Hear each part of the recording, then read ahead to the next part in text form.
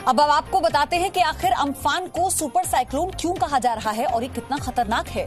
दरअसल 1999 के बाद पहली बार सुपर साइक्लोन की भारत में दस्तक हुई है। पश्चिम बंगाल में दीघा और बांग्लादेश के हटिया के बीच से ये तूफान गुजरेगा। हवाओं की जो गति है वो 115 से 165 किलोमीटर प्रति घंटा बनी रहेगी। हवा की रफ्तार 200 किलोमीटर प्रति घंटा से अधिक पहुंचने की आशंका है। पश्चिम बंगाल के तटीय इलाकों में बड़ी तबाही की आशंका है। कोलकाता, पूर्वी मिदनापुर, हावड़ा, हुगली जिले से गुजरेगा तूफान। कच्चे घर, पुराने पक्के घर, रेल की पटरियों को नुकसान होगा।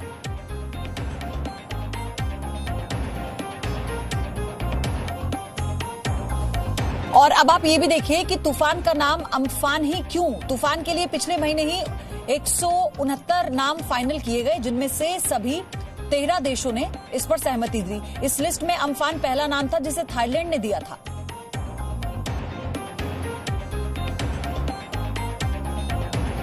और ये कितना खतरनाक है अब वो समझिए। 1999 के बाद पहली बार सुपर साइक्लोन की भारत में दस्तक होने वाली है। पश्चिम बंगाल के दीघा और बांग्लादेश के हटिया के बीच से ही गुजरेगा। इसी को लेकर तैयारियां पूरी हो चुकी हैं। हवाओं की गति 115 से 165 किलोमीटर प्रति घंटा बनी रहेगी।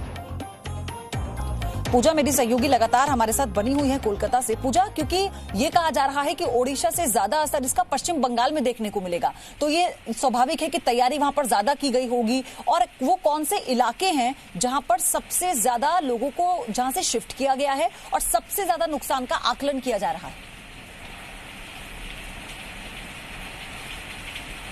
बिल्कुल, आपको बता देते हैं सबसे ज्यादा नुकसान की आशंका जताई जा रही है पश्चिम बंगाल के दक्षिण 24 परगना जिले में। लिहाजा 2.5 लाख के आसपास लोगों को इवैक्यूएट कराया गया है।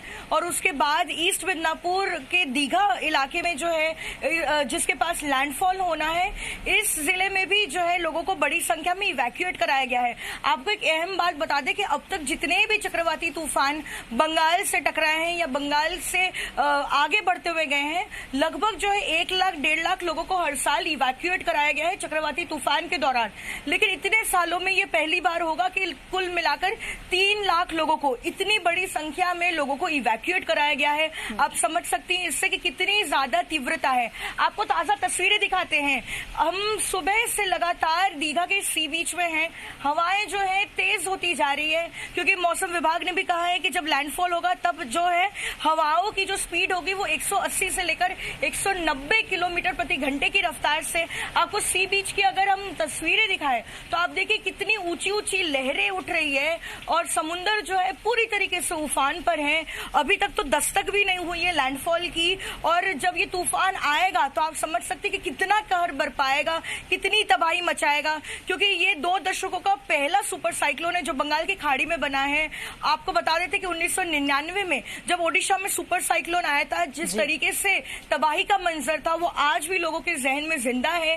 तो कुल मिलाकर जो है सारे यहाँ पर एहतियात बरते गए हैं, प्रिकॉशनरी मेजर्स लिए गए हैं राज्य सरकार की ओर से, केंद्रीय सरकार की ओर से, क्योंकि केंद्र सरकार की जितनी भी एजेंसी है, नेवी, कोस्ट गार्ड, एनडीआरएफ, सबको एक साथ जो है अलर्ट कर दिया गया है। और वो राज्य सरकार के कोऑर्डिनेशन में दोनों सरकारें जो है यहाँ पर फिलहाल काम कर रही है।